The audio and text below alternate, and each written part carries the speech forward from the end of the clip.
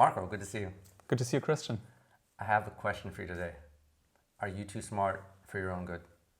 No, I don't think I'm too smart, but sometimes I focus too much on knowledge and trying to understand things and making a plan and not getting out there and getting stuff done and trying to just try things. Right. That's basically what sometimes also people is holding back. And then they sit in their room and they're like, hey, I see all those successful people out there and they're not smarter than me. This talk here on YouTube was okay, I could do the same. Why are they at this level and I'm still here sitting in my room? What is this problem? Right. What do you think is the number one thing that hinders people to actually get on that level? I think it's a couple things. It's really converting those thoughts into an action plan. On paper, in black and white, what's the action plan? And then having the discipline and the external skills, the social skills, engaging with other people, talking with mentors, talking with colleagues, talking with people in the industry to get that stuff into motion. So bring those ideas onto a paper in a plan and then bring that into motion. And that takes a lot of little skills. It takes a lot of little disciplines. It takes the habits that you talk about in your video about habits. It takes the self-discipline to reduce those bad habits and increase the time being constructive and having that creative output flow. It takes the level of social skills to feel confident and even to overcome any shame to like reach out to people, say, hey, I'm working on this business idea. Reach out to people in your field and say, hey, I'm working on this business idea. Could you give me some feedback? Could you give me, meet me for a drink, meet me for an online video, and let's talk for a little bit about this. That's what we basically did, right? Yeah. We just try to be like, hey, okay, let's do something together. That's cool. Exactly. And it actually beautifully connects to, because I study psychology and there was one article about personality, and then they tried to analyze which personality types are most successful and which characteristics. Right. And the number one that is most predictive to becoming successful is being proactive. Right. Just getting because most of the people are just smart enough to learn stuff, to figure stuff out, to see how a camera works, start a YouTube channel, whatever. But people are not getting rolling, and only while getting rolling, you learn things, right? Yeah. You fail, thank you, that's a valuable feedback. Let's change things up, try. Keep trying. And there's a couple, being proactive is important because, for example, when you look at startup companies or for people who are entrepreneurs, successful startup companies have changed their original idea 10, 20, 30 times before the startup became successful. And those 90% of startups that failed, it's only they didn't fail enough. Exactly. After they had 9 or 10 or 20 failures, they said, oh, we're done. But at the 20, some companies like robot manufacturer Roomba, their 23rd idea was the Roomba. If they had quit at 22, we've never had robot vacuum cleaners today, and I love my robot vacuum cleaner. I'm addicted to that. It helps really a lot around the house. Yeah, and I feel like the opposite of this, like becoming like successful, is those negative people who are smart but super sarcastic and always see what is going wrong here and you're doing wrong this, but never like being proactive, like, hey, let me try this actually, let me do this actually.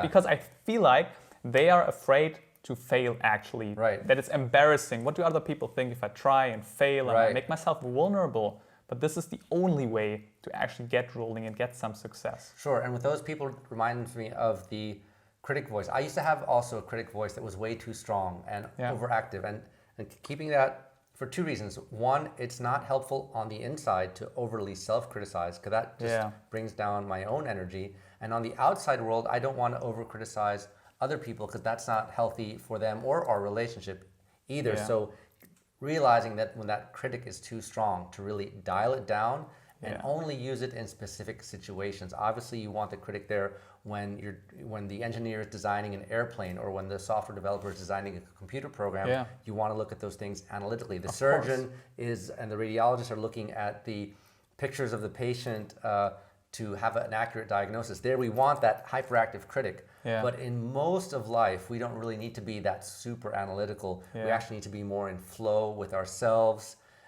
in a compassionate, constructive manner, and with the person or people that we're in the situation with.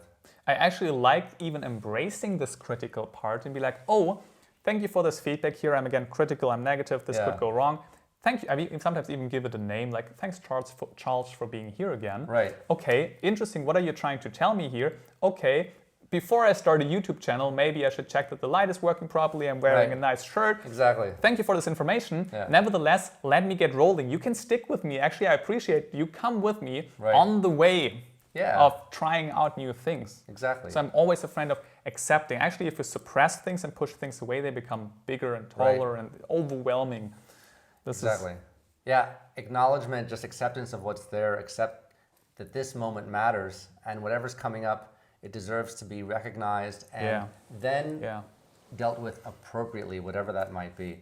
Yes, that's huge. And this also comes back to becoming aware of what is going on here. Oh, there's one part within me that feels obligated to, I don't know, to get out there and try things. There's this other part within me which seeks safety and not wants to get hurt. Right. Thank you, cool that you both are here. Let me try to navigate here that both are somehow satisfied. Yeah. The other study, you mentioned a study earlier, the other study that I love is the Harvard study of adult development. And in that study, the main factor for lifetime health, happiness, and success was really the level of strong social connections. So having those strong social connections, friends, family, partnership, and that's so dependent on having great social skills.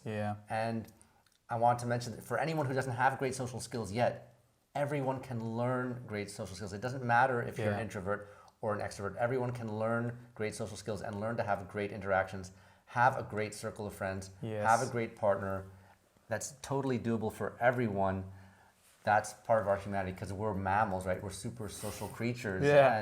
And that automatically helps to tame down, like, you know, why am I overthinking everything?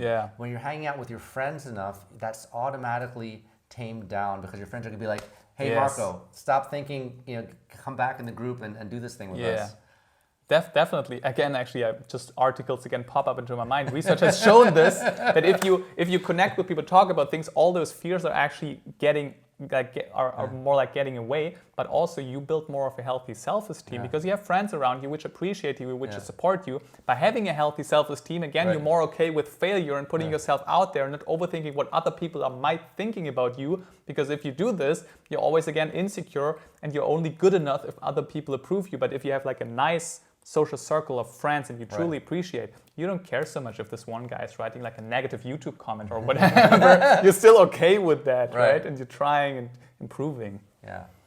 You are too smart for your own good should only be a statement that's like way back in your past. It's not coming up anymore because you're really engaged and present with your life right now in a balance with yourself and your social connections. Whether it's just for fun or for business, that social connection really helps to balance all this out. Yeah. Cool. I feel like we had a great discussion. What are now practical takeaway action steps? Right now we talked about, hey, surrounding yourself with likable friends, like-minded people, talk with them about the concerns you have. What are other things? Well, I would say a couple practical steps is, first of all, acknowledge that right now you're thinking a bit too much. And that's totally okay. It's totally natural, and be nice to yourself and compassionate with yourself about it. Say, hey, okay, I'm overthinking a bit too much right now, and I notice that I'm doing this, and I will get better on this with a little bit of effort.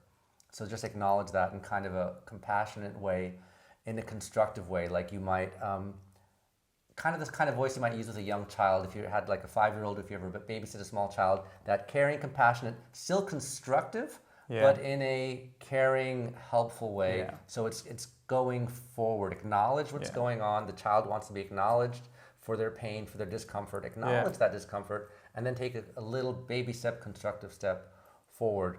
And then you can start building little habits, adding little things day by day. For example, week 1, you could add a 5-minute meditation. And then week number 2, in addition to the 5-minute meditation, you could add a 5-minute run just around the block. Calms your mind. Doesn't matter what, just a 5-minute run. And week number 3, you could add a 5-minute brain dump on paper.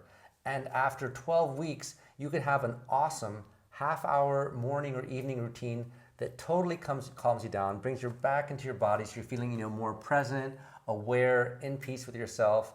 If you have resources to go get a massage or exchange a massage with a friend, to do some physical fitness, all these things get you back into your body and out of your head, because the modern culture that we've grown up in is so brain dominated, but the human being is maybe only 5% brain. There's at least 10 other competencies that the human has: physical activity, singing, sports, movement, love with our partner. All these things, need to be in balance. And the brain, when it's all balanced out, your brain's going to be dialed down. So for example, a morning routine, a healthy morning routine, a healthy morning routine, you basically shouldn't be thinking for the first hour of your morning routine. That morning routine should be automatic. You have a total technology blackout for the first hour of the day, and you're going through the motions and being present with yourself. Then when you start working or you can dial up the brain for a minute, do that thing, and then dial the brain back down. It's kind of like, on the laptops to save electricity. The processor speed goes up and down depending what the computer's doing, and we have to learn to do that with our brain. Ramp it up when we have to analyze something, answer an email, have a serious conversation, and then we can dial it back down, enjoy our breakfast, be chill with our friends. We don't need to be thinking so much. We just need to be in the presence of it all. Yeah, totally agree on that. I think we got some beautiful, practical action steps here. Cheers. Great. In the light of you're too smart for your own good, there's even a couple studies that talk about that people with very high IQs have less success in life because they're getting a little bit out of balance, and maybe they're neglecting their social skills and their human contact. What do you think about that? Yeah. Actually, I read a study about this. It's actually true. It's like an inverted U shape, right? So when you're higher than 120, your IQ, then it starts to get lower again, right? Because you disconnect in your things, maybe you become too idealistic, right? So being a little bit above average, right? Because 100, the IQ of 100 is the average. So being like a little bit above that, 140 is hyper intelligent, but 120 is like a decent thing. This is like the maximum, right? But it's just the peak, right? So if you're like 100 or 110, like a little bit below or above, like who cares? That's cool. Like most people are like at this kind of like average level. But if you're then too smart or too dumb, this is then when it comes to that point. But by watching this video until now, I guess you're more like in the 100 to 120 range. And this is what you need in life, right? Life is not, everybody thinks like, oh, life is so complex, how to get successful. At the end of the day, it's not too complex. It's more about executing on simple action steps, getting feedback, getting out there. And you can do this with an average IQ. And get the feedback, break out of your current circle of whatever it is, and meet some new people. Go on Facebook, go on LinkedIn, talk to professionals in your industry, talk to whoever you can, and just exchange some ideas and get some new perspective. And that is so amazing. Yeah.